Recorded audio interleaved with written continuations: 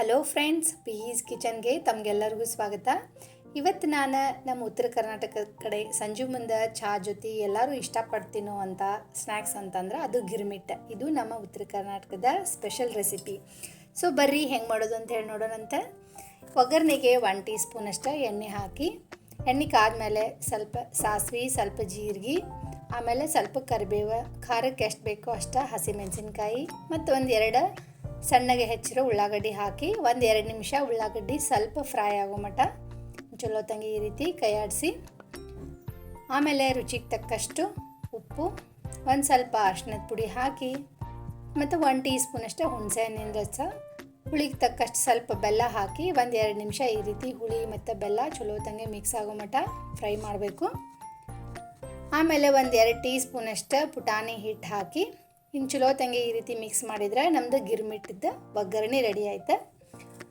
ಆಮೇಲೆ ನಮಗೆ ಎಷ್ಟು ಗಿರ್ಮಿಟ್ ಬೇಕೋ ಅಷ್ಟು ಚುರುಮುರಿನ ಹಾಕ್ಕೊಂಡು ರೆಡಿ ಮಾಡಿ ಇಟ್ಕೊಂಡಿರುವಂಥ ಒಗ್ಗರಣೆನ ಹಾಕಿ ಈ ರೀತಿ ಚಲೋ ತಂಗೆ ಮಿಕ್ಸ್ ಮಾಡಬೇಕು. ಆಮೇಲೆ ಸಣ್ಣದಾಗಿ ಹೆಚ್ಚಿರೋ ಹಸಿ ಉಳ್ಳಾಗಡ್ಡಿ, ಸ್ವಲ್ಪ ಟೊಮೆಟೊ ಹಾಕಿ ಇನ್ನೊಂದು ಸ್ವಲ್ಪ ಚಲೋ ತಂಗೆ ಈ ರೀತಿ ಇದನ್ನು ಮಿಕ್ಸ್ ಮಾಡಿ, ಸ್ವಲ್ಪ ಸಣ್ಣದಾಗೆ ಹೆಚ್ಚಿರೋ ಕೊತ್ತಂಬರಿನ ಹಾಕಿ ಕೈಯಿಂದ ಈ ರೀತಿ ಚಲೋ ತಂಗೆ ಮಿಕ್ಸ್ ಮಾಡ್ಕೋಬೇಕು. ಮಿಕ್ಸ್ ಮಾಡಿದ ಕೂಡಲೇ ಇದನ್ನ ಸರ್ವ್ ಮಾಡಿಬಿಡಬೇಕು. ಮೇಲೆ ಒಂದು ಸ್ವಲ್ಪ ಹಸಿ ಉಳ್ಳಾಗಡ್ಡಿ, ಸ್ವಲ್ಪ ಕೊತ್ತಂಬರಿ ಮತ್ತು ಸ್ವಲ್ಪ ಸಣ್ಣ ಶೇವ್ ಹಾಕಿದ್ರೆ ನಮ್ಮ ಉತ್ತರ ಕರ್ನಾಟಕದ ಸ್ಪೆಷಲ್ ಗಿರ್ಮಿಟ್ಟ ರೆಡಿ ಆಯ್ತು ನೋಡ್ರಿ.